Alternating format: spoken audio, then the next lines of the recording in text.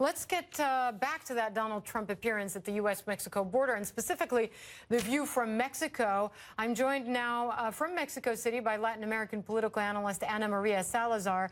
Ana Maria, thanks for being with us. So let me first ask you about some of the things, and I don't know, were you able to hear what Donald Trump said there when he addressed reporters just a few minutes ago in Laredo? Oh, yes, I was able to hear it, and I was going to ask you, what was that about? It was well, I can tell you confusing. What he said. He said, I think I'll win the Hispanic vote, just to remind our viewers. He said, I am very honored by the reception I've received here in Laredo.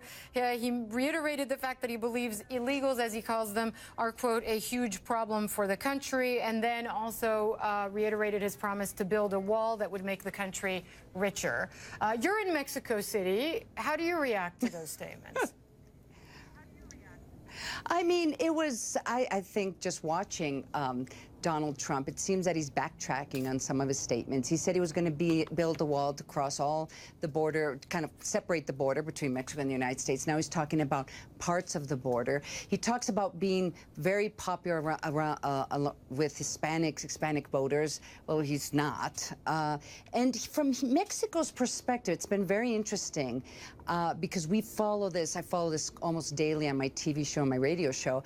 And it's been, you know, this is kind of clownish behavior. I mean, it's as if it's almost impossible to take him seriously. Now, with that said, of course, a lot of people are talking about he's doing well in, at least he's the front runner for the 16 Republicans who are trying to be the presidential candidate for that party. So, I mean, you kind of have to take him seriously just because of that. But when you see this press conference in which he was supposedly invited by the Border Patrol Union, and then the Border Patrol Union kind of basically said, no, we're not going to be there. And then he has this very confusing press conference where he does have government officials from the city of Laredo, which is a border city with Mexico. I think he was trying to make a statement in which was that he was going to control the border, but everything got kind of lost between the fact that the Border Patrol basically did not appear, was not there. He wasn't really sanctioned by anybody, but he was with some public, with this Latino, Mexican-American Nuevo Laredo officials. But other than that, it was just a lot of contradictions. But Ana Maria, I've got to, and I don't have to tell you this. Yeah, Ana Maria, you mentioned his position in the polls. He's not just doing well, he's leading, which means that what he is saying is resonating with a large part of the Republican vote. Do you think that perhaps people, by not taking him seriously, are actually not seeing the situation? I mean, does he have a chance to actually clinch this Republican nomination? Do you think that's even possible? You know what? I mean, let's put it this way. I think that, you know, you're talking about 16 candidates, and I spoke to some pollsters about this, and they basically said, you know, there's just too many people trying to be a candidate right now. I think we'll get a better idea as to what this is going to look like in about a month and a half.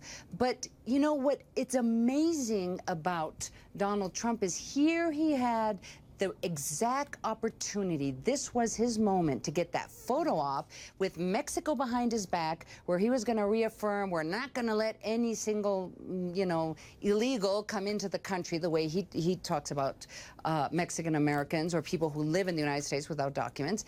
And this was his opportunity, and it got kind of lost. And he was, and the fact that he basically is now kind of backtracking, say, well, we're only going to build the border with this big wall in parts of the border, and the fact that he can't answer a fundamental question, and the Republicans are having a lot of trouble with this question is, okay, you stop people from coming in into the United States, but what are you going to do with the 12 million undocumented people in general? Because there's both Mexicans and other nationalities. What are you going to do with them? And that's going to be a big debate coming up for sure, not just for Republicans, for Democrats as well, as this race heats up. Ana Maria Salazar in Mexico City, thanks very much. We appreciate your analysis on this.